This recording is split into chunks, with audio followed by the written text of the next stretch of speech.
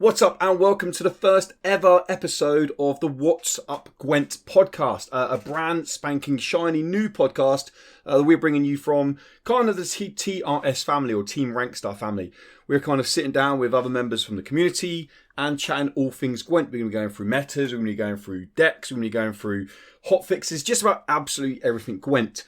And I'll be joined by two, I don't want to call them guests because guests is kind of, I don't feel like I'm the host. We're going to call them heroes on this show. So we're going to be joined by two heroes every fortnight when we release an episode. And my two heroes this week are Babyjosus and Zade. What's up, guys? What's up? I always wanted to be a hero, so I'm glad to hear that. That's it, mate. Not all heroes. Very flattering. Yeah, well, not all heroes wear capes, you know, and that's a completely true story.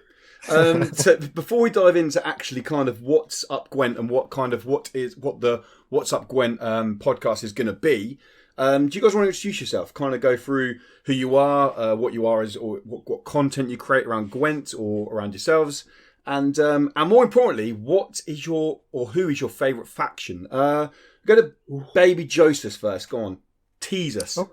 Okay, so yeah, my name is Babyjosus. Some people call me BJ. It's kind of a funny pun about my name, but I'm proud of it. And yeah, I stream Gwent. I have been streaming Gwent for quite a while. I took some breaks in between. But yeah, since the start of this year, I started to stream on a regular basis, and I'm actually having a lot of fun streaming Gwent and playing Gwent. My favorite faction is Scoia'tael. I've always loved, elves and dryads, so I'm really happy to play with the Scoia'tael faction. They're not the strongest faction right now, but they are still in a pretty decent spot. Yeah, I think they are. Yeah, they're pretty damn. I think they're very versatile. Scoia'tael, aren't they? You can make gimmicky decks with something like Gigny and it works, or you can make a solid mid-range deck as well. And it can work. Nice. Good stuff. Yeah, and sorry, carry on, dude. Yeah. And so yeah, I started playing Gwent because of The Witcher. The Witcher games.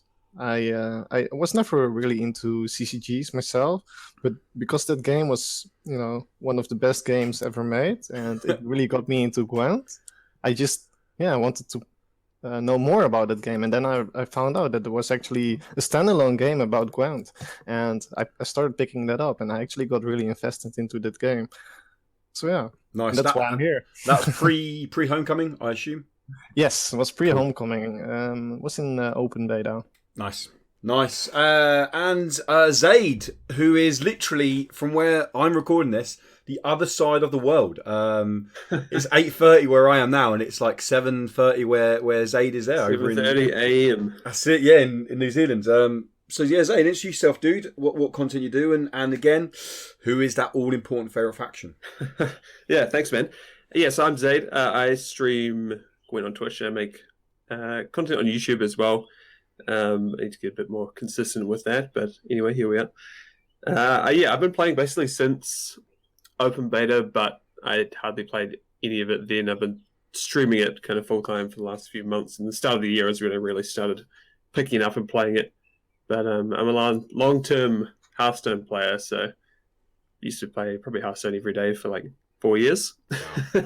That is so I'm really glad Battle.net doesn't count how many hours you play, because it would be atrocious. Easily in the many thousands, I would say. So yeah, that's probably the only CCG I've really played. But yeah, I played a heck of a lot of Hearthstone, but I haven't played it in probably over 3 months now. So wow, Gwent's it. Nice. And I will have a link to both the guys' Twitch channels or YouTube channels in the comments of the podcast. So whether you're watching it on Spotify, listening on Spotify, listening on Soundcloud, listening on YouTube, listening on iTunes, there is a link to where you can get these guys' content if you want to see more of them. Cool. Yeah, thank you, man. Favorite. Oh, faction? sorry. Yeah, God, come off early. How rude! I was like, God, man, you can't do monsters dirty that way. That's the favorite, monsters. I think it's just because I've got like a, like a bit of nostalgia for them. It was like the first faction I played in Gwent beta, and then Homecoming as well. And they're definitely not the best right now, but I still got a spot for them. I can see why. I mean, so I won't go big spiel about like myself and that, but I think it's quite open. My favourite is Nilfgaard. Definitely not in the best place right now. But I just love playing anytime. Like my main CCG, or as I always say, TCG history comes from physical card games. Gwent's the first real one, digital one I've invested in. But I've always liked making decks that kind of just screw with other people's play style, and that's why I like Nilfgaard, because it can just troll other people's decks. You would like Nilfgaard for that. Yeah. So that's it. You just purely the troll factor. Just that moment when that one game out of 10 where you run a mill deck that is trash, but that one game it just goes beautiful, and you're just seeing this guy's like their finishing cards just constantly going into graveyard or being banished, and you're just like, this is bliss. Like, that's why I like Nilfgaard, that one moment. Oh yeah, I actually tried a mill deck last week, and it was fun. We didn't win any games, but it was fun. It is fun. It is definitely fun. Usurp a mill is the way forward. I'm telling you, take over the world. That stuff. If you don't want the GG, then yeah, go ahead. So yeah, as I say, guys, this is a What's Up Gwent podcast, a brand spanking new one, and just to give you a bit of context of what we're going to be doing over. I don't want to say for the foreseeable future, because just the future. This is a show around to stay. It's a fortnightly show. New episodes launch on the 1st and 16th of every month. You can get them on my YouTube channel if you want, which is just YouTube/What's Up Woody, or they're on iTunes, they're on Spotify, they're on Soundcloud, they'll be on all your other podcast services, Podomatic. And whatever one you use, they'll be available there.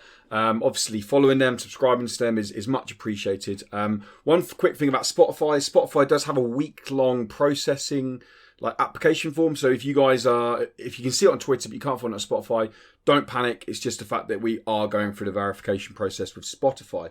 But yeah, so it's going to be, like I said, a fortnightly show where we're going to go through a couple of topics with Gwent. We're going to cover all different sorts of things. Maybe we'll be going for some community feedback as the show grows a little bit. If people want to get back in touch with us, we'll be answering those questions. And we're going to finish every episode with a nice little bit of trivia, some card lore trivia, where I'll be throwing to this week's heroes a little kind of question based around the cards lore, and they're going to see if they can guess where that cards lore came from, or maybe they even know where that cards lore came from. But enough of that, all the plug-in, all the nonsensy formality stuff out of the way. Should we dive into the first topic, gents?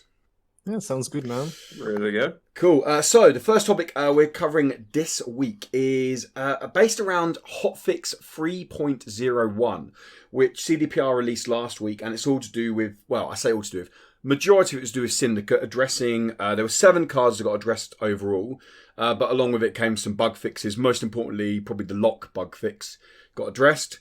So yeah, we're going to kind of chew the fat on the hotfix. What we thought about it. Were any cards over nerfed? Were any cards under nerfed? And what changes would we have made if they would have been, like, if we didn't agree with the changes CDPR made? What changes would we have made instead? So I thought for this one, guys, I'll just go through each card that was adjusted, and we can kind of go through that individually. How does that sound? Sure. That sounds good. So we kick off with the big boy, Siggy Ravine. Went from 12 provisions to 13 provisions and dropped from 4 power to 3 power. I think we can all agree it was an understandable adjustment. CDPR aren't big fans of auto-include, are they? No. And this was, I mean, it's still an auto-include now, even with these changes. But what do you guys think to it with the increase in provisions and drop in power? Do you think it was a good, worthwhile adjustment? Yeah, Definitely. I think it's a fair nerf. I did not expect the nerf, really, because it was 13 for 12 provisions, so it was okay. But now they made him 12 for 13. Although he's still good. Yeah, well, he's still included. Yeah. I don't think I've played a Syndicate deck that hasn't ran him yet. No, every deck out includes him. Yeah, still. I think so for me, I thought I really agree with the 4 to 3 drop, because a lot of people who are running Siggy Ravine are running Renew, and having the ability to banish him with Wily. Now he's at 3 power. I feel makes it a lot more there's a lot more of a counterplay to it. Yeah, he's a little bit more vulnerable now. Although people were also playing Northern Wind to counter it. Yeah, counter the Renew strategy. Yeah. So you lose a point on that now, but now you can play Wily on it. So yeah. I think that the provision increase was probably more relevant, honestly, than the power. and very fair too. Like, Yeah, he's very good. Still, he's Yeah, still very he's- good. You forget he has Intimidate as well. yeah. Oh, he does. Yeah. You forget he They has could, that. they could also just. Yeah.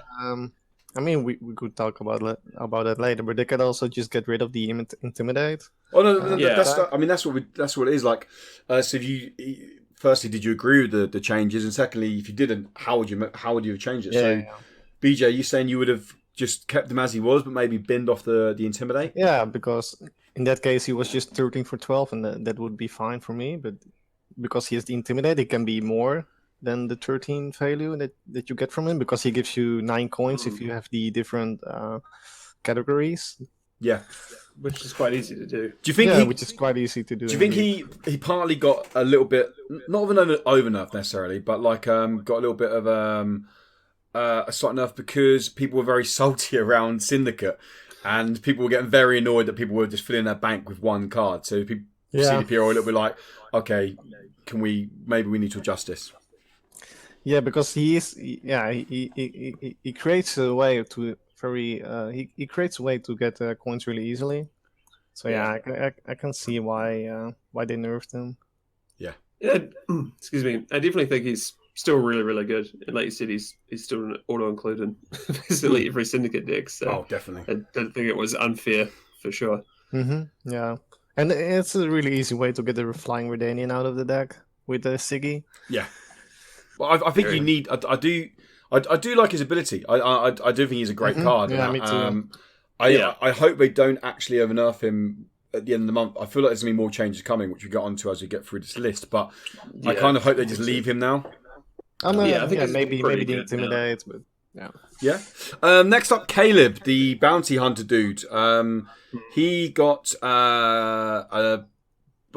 got a big adjustment, which I think was very much needed.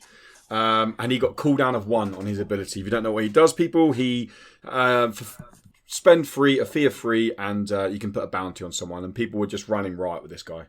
Yes, they really were. He was going insane. We're talking like board wipes. We're talking like 40, 45 point board wipes against this guy. Yeah, the cooldown makes a lot of sense. Yeah. The tempo swings were a little bit insane. Yeah, they were. I think he's still good. I think they did a really good change with him, because it's interesting to see how he's pretty much almost an auto-include. Like, this guy and then, one other card could just be enough for, like, the bounty stuff, right? You just run Caleb and Ewald, and, like, you're good to go, right? Yeah. Mm-hmm. Yep. But now with the cooldown, I think it makes a lot more sense. It's not necessarily an auto-include, but he still fits in a lot of decks because he's still an ongoing threat if you don't get rid of him. Yeah, and he's still an 8 for 8, so it's not the worst. Yeah. I mean, I played a game earlier, and I was playing Gurney, and I had no way of getting rid of him. I got rid of all my board removal, and he come out like turn 5, turn 6, and they won the game because I had no way of dealing with him. And that's even with the cooldown. Like, he can still produce a big tempo swing. Mm-hmm. Yeah, exactly. If you don't have any control options to counter it, then then you are a little bit having a problem. Yeah, no, definitely. The next card that got an adjustment with its provisions was Rico Miersdort. Do you even know who this guy is? I do. I had to look him up. I was like, who the hell's Rico? I know from playing the games. Yeah. Oh, of course, yeah. No, so he went from. I mean, I couldn't believe when I saw him. I was like, wait, this guy was 8 provisions. Like, what? Yeah, he went from unplayable and irrelevant to slightly less unplayable and irrelevant. Yeah. I mean, this guy's pure Nilfgaard casino deck, isn't it? You're running like you're just running all meme cards in this. You're running Wheel of Fortune. Gascon. Yeah, that's it. Yeah. But no, so if you don't know what this guy does, guys, he's a 1 power card, but he boosts. Does he boost himself? No, he changes his power, doesn't he? It's not a boost. Change. Yeah. So he changes power based on the power of the card your opponent just played. So if someone drops Spear Tip for 12, all of a sudden this card's now 12 power. So good. Yeah, that's it. Very conditional. Yeah, very conditional. But yeah, he went from 8 provisions to 6 provisions. I mean, I don't think we need to speak about this guy for long, but do you think it was a change needed? Yes, I do think so. Yeah. Even then, though, he's still pretty bad. Yeah, well, I know he's a Syndicate card, but he's kind of in that pool now of Like there's 3 6-cost Nilfgaard cards who I think can genuinely win you games, but can also lose you games. And that's, so you have Peter, who can win you a game by reducing an Osriel to a 1, or can lose you a game by bricking. You have, is it Van Hamer, the guy who destroys a lockkeep target? Can brick or can win you a game. And now you have this guy, also 6 revisions. He could potentially win you a game if they play a spear tip. You drop him for 12. You remove their spear tip. You could have a huge swing there. But there's like a weird little Nilfgaard pool that... Yeah. I think this guy is definitely the least reliable out of all those. Because if you go up against like Northern Realms, it's like, well, I guess he's 4. Although he is very good in seasonal at the moment. He'd be disgusting. But yeah, he's good in seasonal at the moment. I've played him a few times in seasonal. Next up, the brothers, the ones that everyone was jumping all over social media, getting very salty about, the Basordi brothers.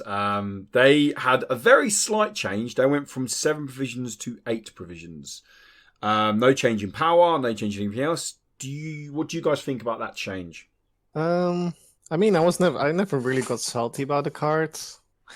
I think I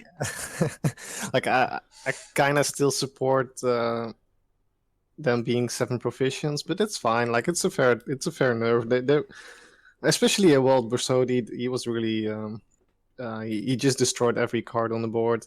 If you had the bounties, like him in a combination of bounty, that was really strong. I think that's where it was, wasn't it? It wasn't so much the cards on their own, but with the bounty, they were bonkers. Yeah, exactly. So if they make some, they already made some changes, but maybe they could make a change to the Witch Executioner, for example. Yeah, well, we're going to get onto cards that we thought were missed at the end. Yeah, exactly. Yeah. So then they would Bersodi would not be like a huge problem, I think. I think they're pretty fair. I think the issue lies in possibly like the fee mechanic in itself, and not necessarily these cards, which I know we'll talk about a bit later. But yeah, I think the change was fine. Like putting them up to 8, like just makes it a bit harder to include everything you want to in a Syndicate deck. So yeah, I think it was fine. Definitely. Now someone who got, the next 2 cards are cards that probably got the biggest adjustments on the hotfix. Up first, Freak Show. Freak Show went from 6 power to 5 power. And the big change to their ability in terms of, that used to be, when you used Insanity, you could use a target and you could ping an individual target. But now when you use Insanity, you're damaging a random enemy unit. What do you guys think about that change to Freak Show? Didn't change provisions, but they did change power and ability. I think it was really good, personally. Yeah. For everyone who played the Syndicate on like day 1 of release, Freak Show was everywhere. It was impossible to get rid of. He just every game. Yeah, without a doubt. And I think he's still very good, just less reliable. So maybe not an auto include in every deck, but still like a probably include in lots, I think. So I think the change was fair, but he's still pretty good in my opinion.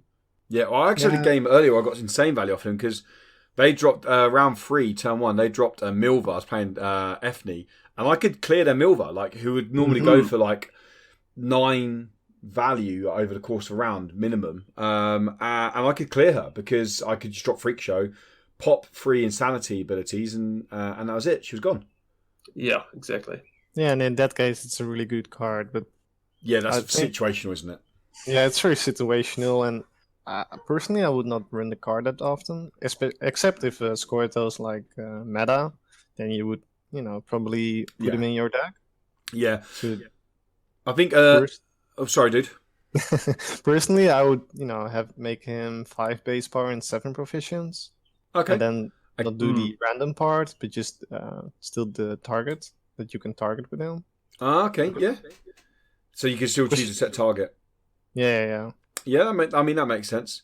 Because you can still fair, I think. You can still use a target when you're using bleeding. So if you're using the fee ability, you can still choose your targets, can't you? Mm-hmm. Yeah, it's only when you're using insanity. That's what. And I think a big reason we don't see Freak Show as much now is because the next card they got adjustment, Blind Eye Apothecary, which was a card that was literally running riot. This card was so broken, it was insane. So if you didn't know what Blind Eye Apothecary does, It has two kind of abilities. You can play it on the range row with no fee, and it can boost a card it used to boost a card by 2, or you played it on the melee row and it would heal a card.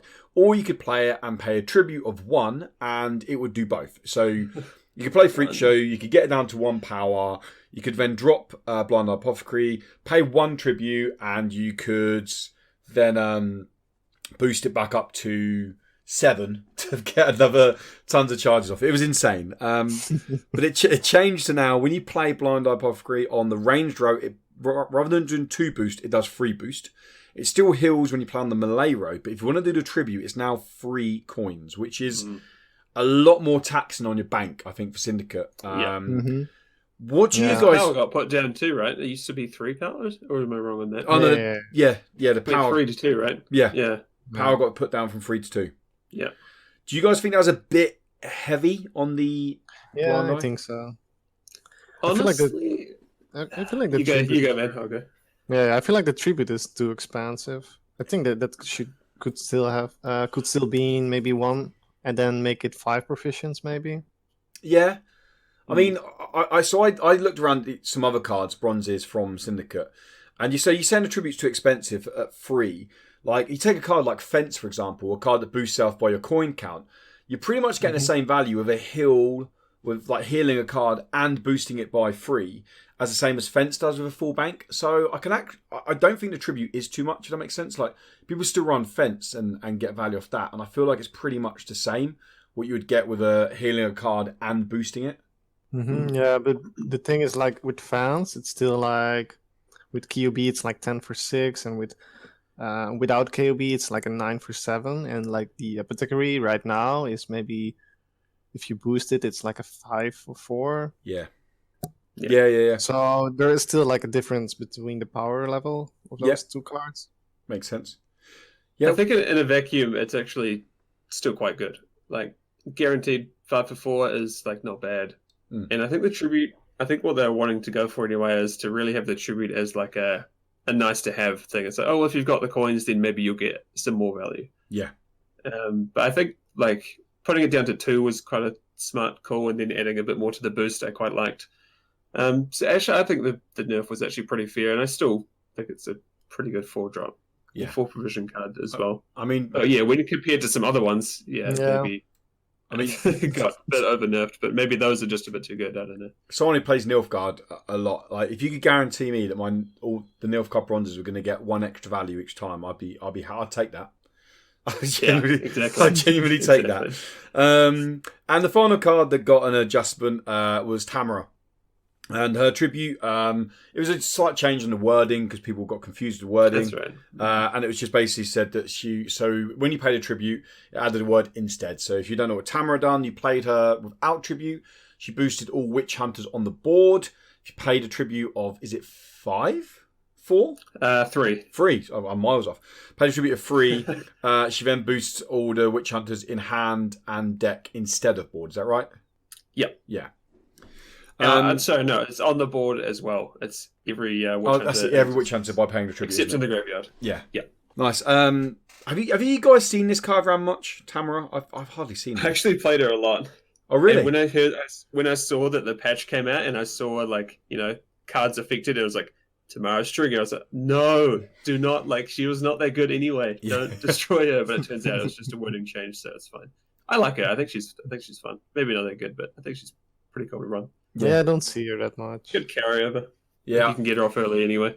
I made a deck early doors with Vil, another TRS community member, and we tried so hard to squeeze her into the deck, and we were like, "Man, we've got to drop her. We've got to get rid of her. Like, she's not doing anything for us." So we had. I was running it with. It was a sad Horson. time. I would often use Horson's ability round 1 and then have the tribute for this round 1, and then round 3 drop all the witch hunters, and it worked alright. Yeah, I mean, pretty. It wasn't it was quite, not quite, but it was somewhat unreliable. Having Executioner come out at a 4 rather than a 3 is definitely something that can probably help keep it on the board a little bit longer, maybe. Yeah, Caleb's at 6. It's like yeah, no, definitely. So then, also along that was bug fixes, and as I said, the dreaded lock bug fix got changed because that was a pain in the arse. The fact that you'd lock a fee unit and they just keep pinging, you're just like, come on, guys, this is a bug. Why are you exploiting it? Yeah, people are abusing that, which is really unfortunate.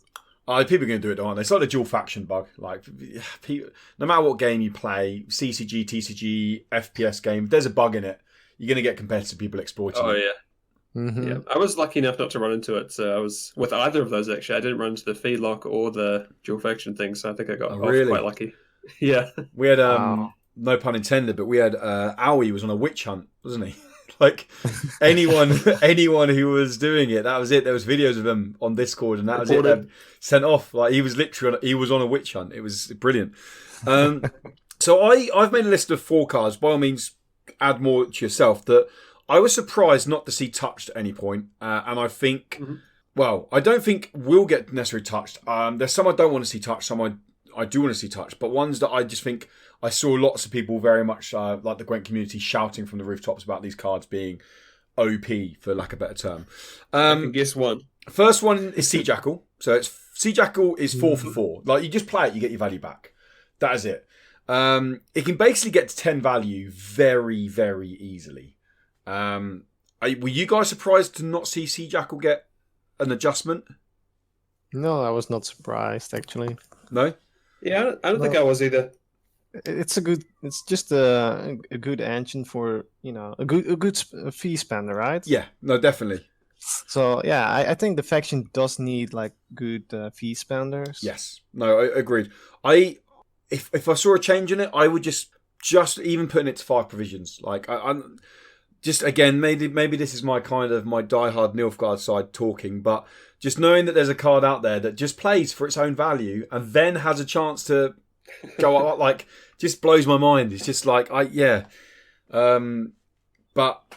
I was quite surprised when I didn't see that was being adjusted, but the jury's still out on my end whether I think it needs adjusting or not.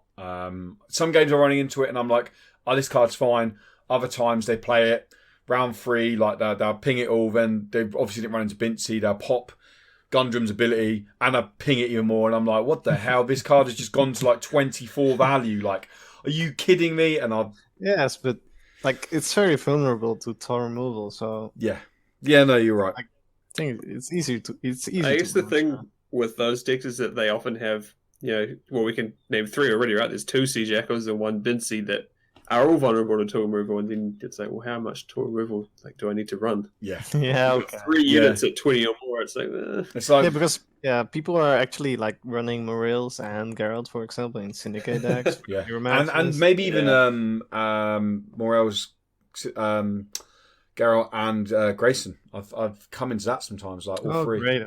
Yeah. Yeah. And sadly, I've been playing Gurney when I've come into it, and I'm like, are you kidding me? Come on. Like, can I have any points left, please? No. Sorry. Yeah, that's it, yeah. Up next, Executioner. I was very surprised not to see this card get a touch. I can agree with that. Witch Hunter Executioner. It's 3 power, 5 provisions. I mean, this card, I've put an average value. Between 7 and 15, I would say it would come out. Even if it gets removed next turn, it's normally getting 7 to 15 value. Mm-hmm. For 5 provisions. If you have a lot of bounties, then yes. But I mean, even without bounties, when I've played it, it's very good to put pressure on with the bleed, just spreading the bleed out, and then just knowing that they can't pass. Like, it's infuriating. Like, if I pass, I lose on even because it's feckin' bleed.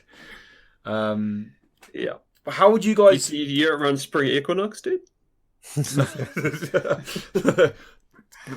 it. That's new meta, yeah.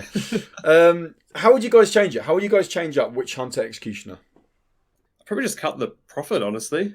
Like, I think cutting the profit would probably still make it pretty good. Like, it just means you've got to have the coins before you start destroying all my units with bounty. I think that would be fair. Or even just try it at one profit.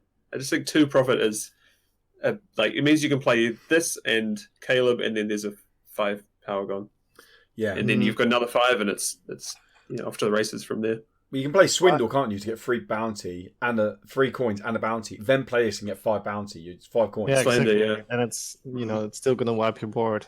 I don't think profit is the removing the profit. I don't think that's the solution. I think maybe it needs like a cooldown like after you kill one unit, you cannot use it again until the next turn.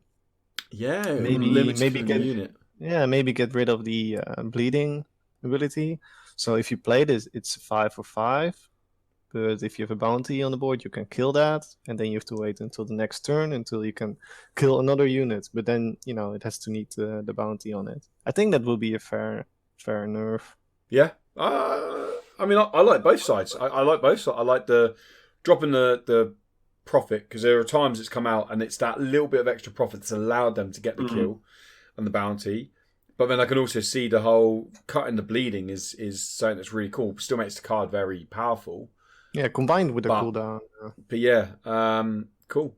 Blacksmith, Coerced Blacksmith is a card that has just gone several times. I played a lot of Crack Control for about a week because Semper was constantly he was teaching me how to play it basically because I'd never played Crack properly. And this card against Crack Control is just infuriating because it just comes out and you're like, oh, all that Bloodthirst I've worked so hard to get, it's just gone. Gone. So it's 4 power, 4 body, 5 provisions. Fee of 1, you can boost a unit by 1. I mean, this card, again, it comes out with 5 coins in the bank. They're getting 9, 10 value off it pretty much straight away. Yeah, yeah, but it's a fair coin spender in my opinion. Yeah. So it's basically a 5 for 5, but then you can also spend the coins in your bank. Yep. Sure, it's a counter to like Bloodthirst. But I think like the faction, like I mentioned before, it does need good coin spenders. Like Of otherwise course it does, the faction is unplayable, and it's becoming like Northern Realms, right? Yeah. He went there. He went there. Yeah, there's people screaming at you now, going like, "Leave Northern Realms alone. They get enough crap as it is."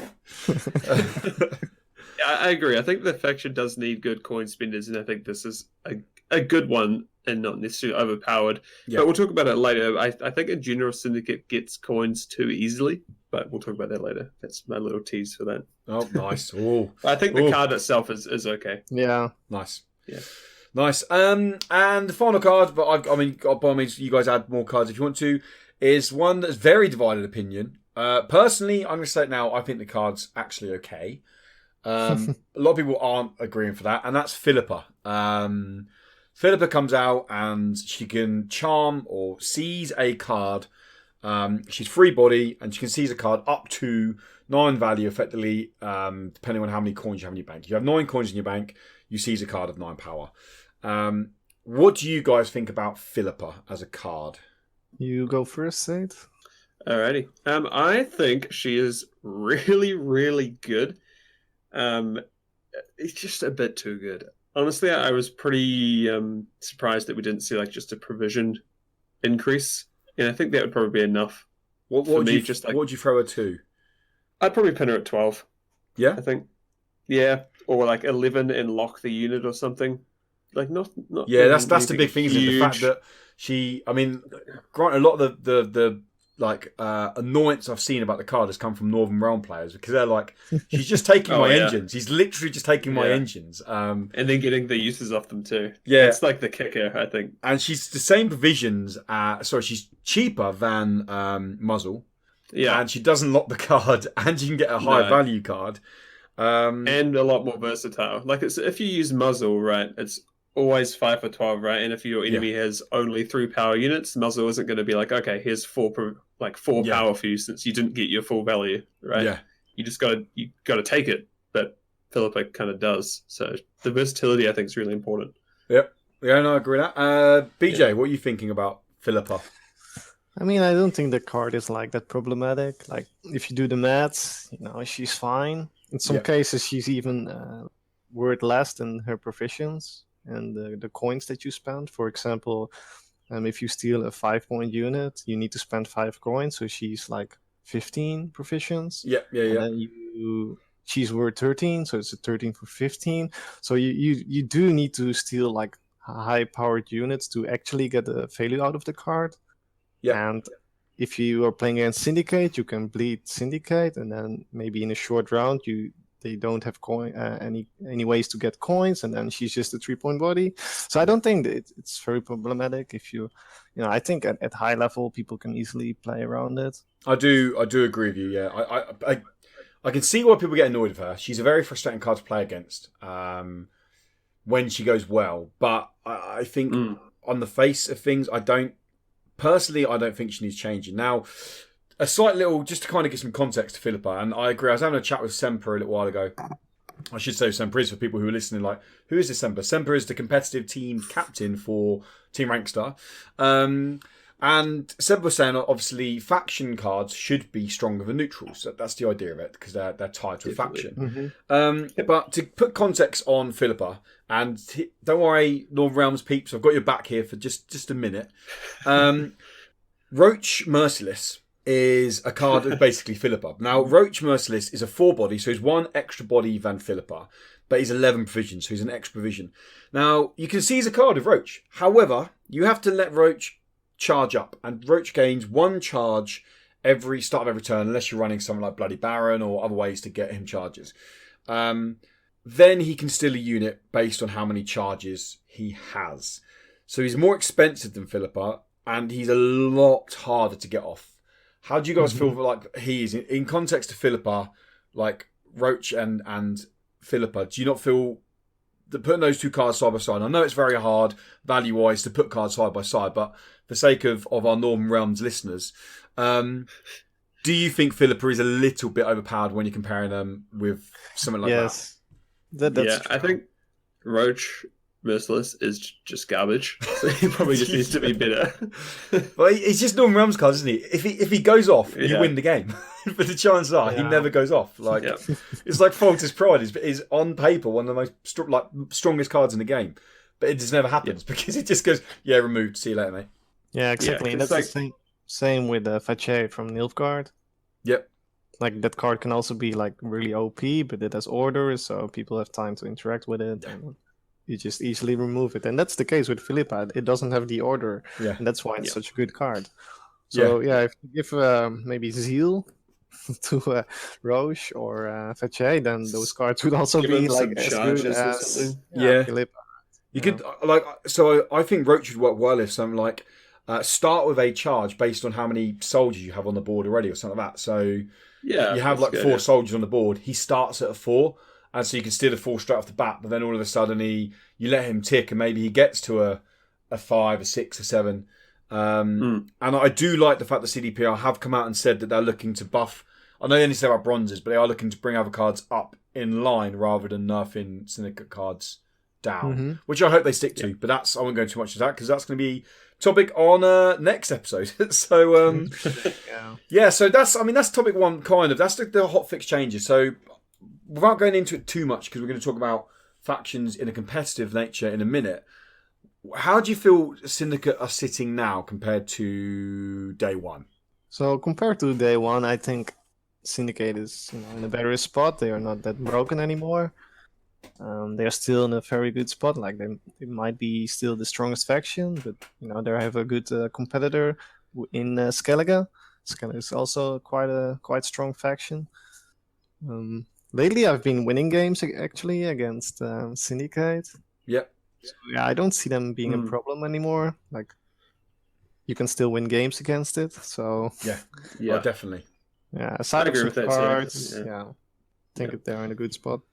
Yeah, I think a lot of the thing was like the first couple of days of a new faction to a card game is always going to be like, especially when they're quite strong. It's like the surprise value alone of like I have no idea what's in their deck necessarily. I think is very important. Yeah, I agree. Like Syndicate's still very good, possibly the best, maybe. But they've come down a bit, which is good for everyone, I think. Yeah. That's. Yeah. I think also people are learning how to play against them. It's like when you first jumped into Homecoming and people found like Big Woodland. People were like, "This deck, you can't beat this deck. It's insane. Like, how do I match those points?"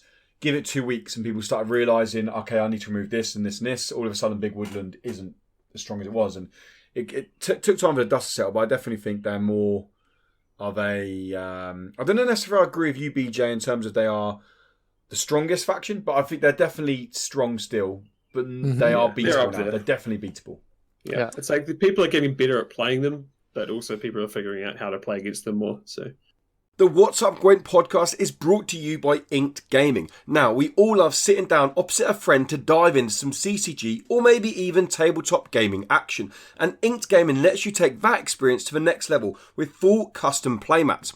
They've got playmats, large playmats, board game mats, wargaming mats, and even a size variety of PC mouse mats. It's not just about being great at your game, guys. It's also about looking damn good while you own it. And that's exactly what inkedgaming.com offers with their selection of custom gaming mats. And that's not all. Head over to inkedgaming.com now and use code TRS12 to get 12% off your first order. Looking good while you play just got cheaper. inkedgaming.com using the code TRS12 for 12% off your first order. Nice. Cool. So should we jump on to the second topic? I'll say final topic, but it is only the second topic, which is, and this is complete subjective, listeners. So I will just say now, completely subjective. And I promote or I encourage you guys to get involved as well. You can either comment on Twitter. If you're listening to this on YouTube, then you can comment in the comments down below on YouTube. Or there is a Discord link in whatever podcast service you're watching this on or on YouTube. There is a Discord link. You can jump into that and there is a feedback section in that Discord just for the What's Up Gwent podcast. And by all means, give your feedback on that and we'll maybe read it out next episode. And that is our subjective opinions, our personal opinions on ranking the factions from 1st to 6th based on competitive play. Not based on fun or based on synergy, just based on what faction offers the most strength, I suppose, on ladder or in competitive tournament standings. Sounds good. Who wants to? I'll kick us off, and then you guys can tear my head off for going wrong. So I think maybe we'll go through them all, and we'll just list them off, and then we can start ripping each other's ideas apart because that's where the fun comes in, isn't it? Like the idea of not agreeing is otherwise it's a boring podcast. Like exactly. So I've got Skellige at top. I think Skellige are the strongest faction personally. I actually think Scoia'tael are the second strongest faction. I can explain that later. I think Syndicate are next. Then I think Monsters fourth. I think I changed this last minute. I did think yesterday that Northern Realms are better than Nilfgaard, but I've gone back. Nilfgaard at 5th place and Northern Realms at a lonely 6th place. That's my order I've gone on. Zade, what have you gone for, dude? Quite similar, actually. So I've got Skellige at the top. Yep. I've then got Syndicate next. Yep. Under them, Scoia'tael. And again, I kind of had a bit of a change. I was going to say then Nilfgaard, but I'll probably say Monsters. Yeah. And then same as you, Nilfgaard, and of course our old mate Northern Realms right at the bottom. That's it. We've really got a title of this podcast sorted, isn't it? How to piss off Northern Realms players. It's brilliant. Northern Realms hate podcast. Yeah, that's it. Yeah, I hate Northern Realms Club. Cool. BJ, take us away, mate. Yeah, I think Syndicate is the strongest faction. I think most of the people still don't know really how to play the faction, and that's why people still think Skellige is better. BJ's going at the Syndicate players as well now, isn't he? He's gone at the Northern Realms. Now he's going at Syndicate. Like, no one's safe with BJ around. He's having him. Absolutely having him. I think Skellige is the second best in that case. Then Scoia'tael, then Monsters, because, since the CD Projekt Red nerfed Dominance, I think Monsters is not that strong anymore. It's definitely tricky to get off, isn't it? That is a pain in the ass. And then NG, and then NR. Yeah. They're quite similar. So I think our bottom three are all the same. We've got like Monsters, Northern Nilfgaard, and Northern Realms all in the bottom three. Yeah. Our top three will differ. So like I said, two of us agree Skellige are top, and then next one, like I said, I've put Scoia'tael over Syndicate, but you guys have both put Syndicate above Scoia'tael.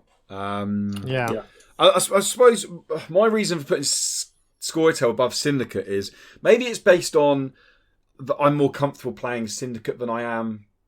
More comfortable playing Scoia'tael than I am Syndicate. But I'm running the Brewer deck at the moment, the one that basically very good in the short round with brigades.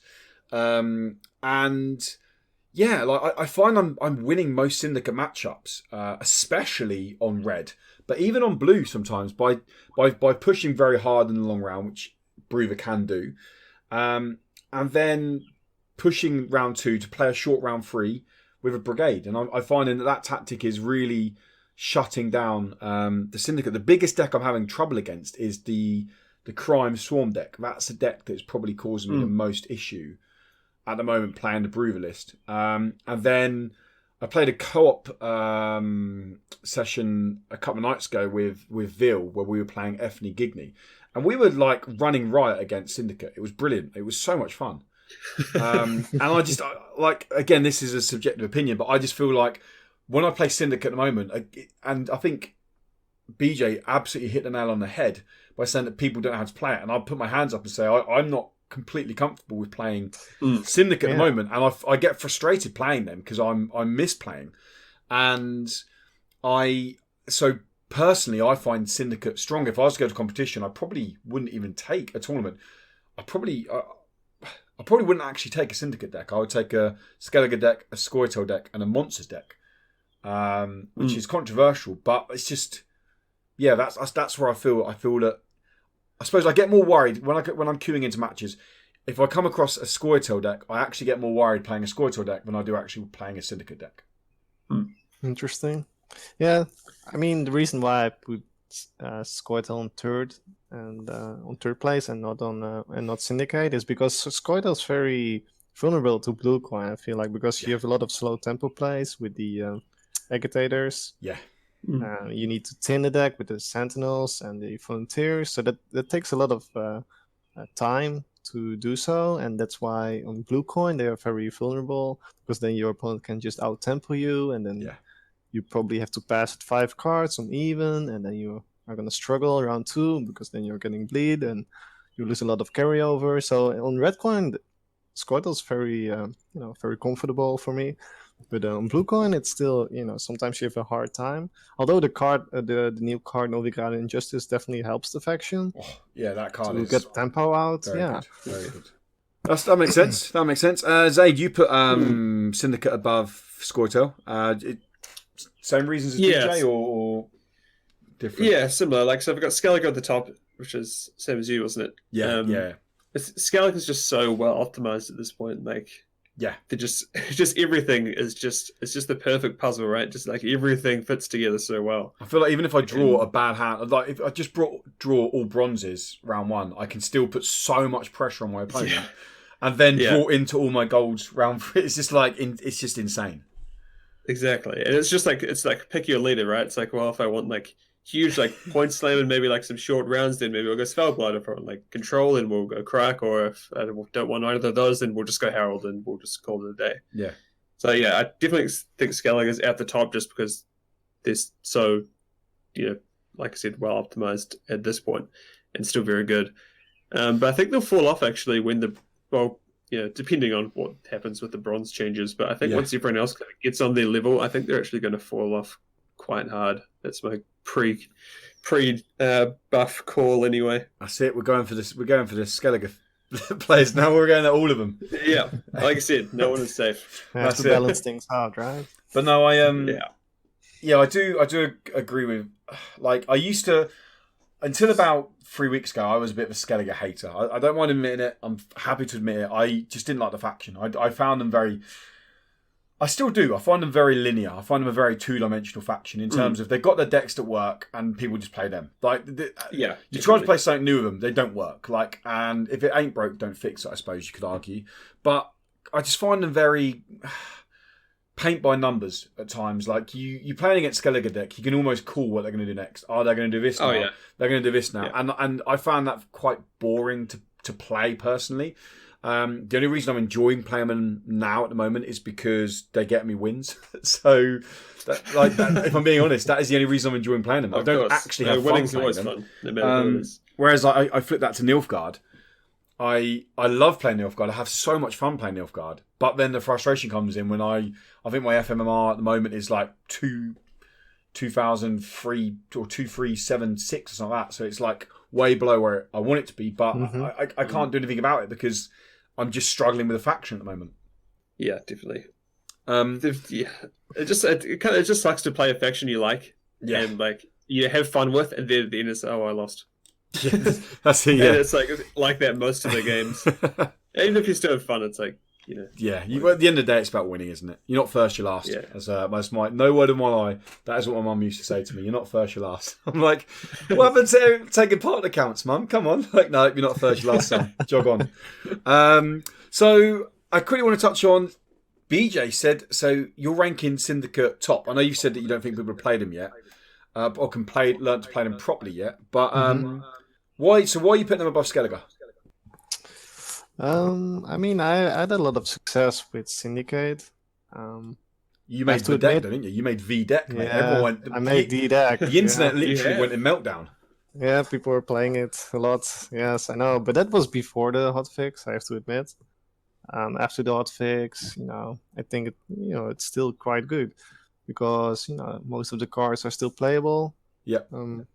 So I've seen people make a lot of misplays, like wasting coins, wasting certain abilities, when like horde abilities, for example. For example, the Sea Jackal, when if you have horde 7, yep, you get one more boost.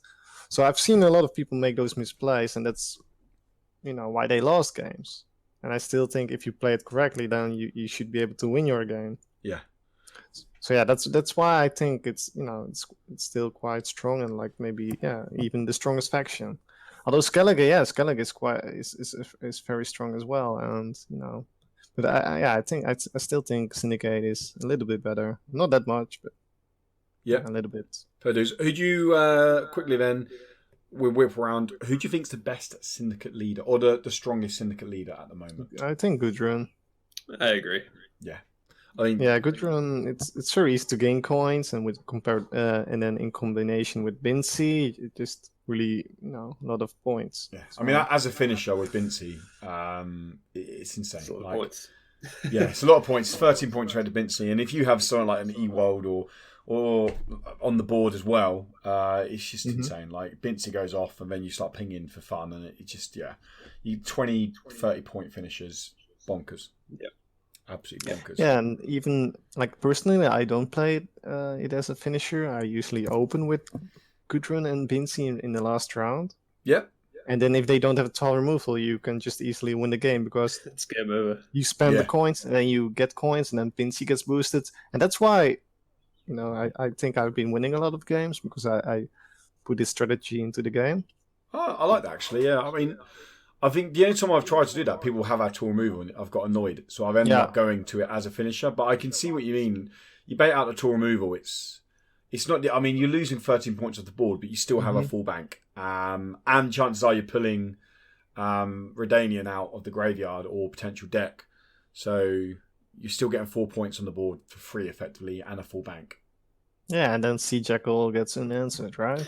Yeah, that's it. There you go. that 4 provision card that ends up going off for 24 points. Yep. Sea Jackal. I think it's the approach you take with the faction. Yeah. No, nice. Well, that's kind of that's the end of that topic, gents. That's what we thought about competitive, or the state of factions for competitive play. So just to wrap us up, gents, I mean, you've all been waiting for it. You're probably sweating and nervous now because of the trivia. Oh yeah. And I don't want to be wrong. What I will say is, I don't know what your guys' experience with the Witch universe is. I don't know if you read the books, I don't know if you've played the games or what, but if you do know the answer, then I would suggest to say maybe go second, because you're not going to, or just be quiet and pretend you don't know the answer and give the answer. But don't do the whole, oh yeah, I know this one, and then say it first, because you kind of just giving away the answer. But yeah, so we are looking at today, card lore quiz. Today is for Nivellen. You know Nivellen? The beast dude who moves 3 adjacent units to the opposite row. So Nivellen features first in the book The Last Wish, which is a short story books. And Nivellen is kind of half beast, half human. I don't know if you guys knew that. But the question, or the lore of you guys, is how did Nivellen become half beast, half human? Was it A, because an alchemy experiment went completely wrong? Was it B, a spell or curse was put upon him? Or was it C, a self-induced transformation to scare away intruders of his rich estate? I think it's C. I think I'd have to guess C too. I have no idea, but going off the card art and like its ability, I think it's going to be C, right? So you guys are both saying it's a self-induced transformation to scare away intruders on his rich estate. I think so. Unfortunately, it's not that, I'm afraid, gents. People are screaming at their phones, at their computers, at their radios in their car. Like, we've pissed everyone off as it is now, and now we don't know anything about card lore. They're like, well, who are these guys? It's B. It's a spell or curse was put on him. The short story of it goes that he was raiding / robbing a temple with his dad and granddad, and there was a priestess in the temple. I'll try and get this as clean as possible for younger listeners. The dad and granddad said he has to prove himself as a man on the priestess, basically. And in performing the act, he was spat upon and a curse was thrown upon him. Several days later, he ended up turning into this beast. He was human with a big beastie bear head kind of thing and all that. But yes, you may have got fallen for the rich estate because he does live on quite a big estate just outside Livonia. And he does actually, when Geralt first meet him in The Last Wish, he does come running at Geralt to try and scare him off the estate. So, see, I don't just make this stuff up, guys. I put thought into it. Yeah, I'm a little bit ashamed of myself. Throw curveballs all day long. That's all we do here. Throw curveballs. But yeah, and listeners, did you get it? That's the thing. I bet there's some people out there who are probably annoyed at me because I probably got the slightest thing wrong. They're like, no. I can't tell you who the priestess or the temple is, but I know that is the story of it. But yeah, that's it, guys. That is the end of episode 1 of What's Up Gwent. It's honestly been a genuine pleasure recording this. It's something I wanted to do for a little while. And I've had the pleasure of doing it with two great people, Babyjosus and Zade. So just before we wrap up and finish out, Babyjosus, where can people find you if they want to follow you, dude? They can find me on Twitter or Twitch. It's Babyjosus. Simply as that. Simple as that. And Zade? Simple as that. Yep, same thing. Twitter.com/Zade_95 and also the same on Twitch. Twitch.tv/Zade_95. Nice and easy. Nice. Good stuff. Good stuff. Well, thank you so much, guys, for stopping by. I hope you enjoyed yourself. Hope you had fun chatting Gwent. It was great.